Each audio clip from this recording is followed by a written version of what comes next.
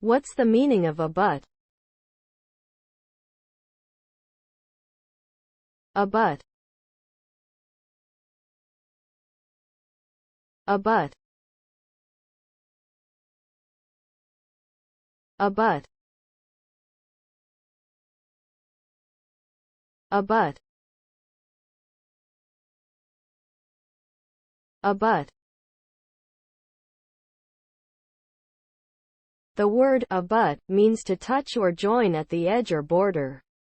It is often used to describe the relationship between two pieces of land or two buildings. For example, you might say that one piece of land abuts another piece of land, or that one building abuts another building. The word abut can also be used to describe the relationship between two things that are not physical, such as two ideas or two concepts. For example, you might say that one idea abuts another idea, or that one concept abuts another concept. Here are some examples of how the word abut can be used in a sentence. The new highway abuts the old railroad tracks.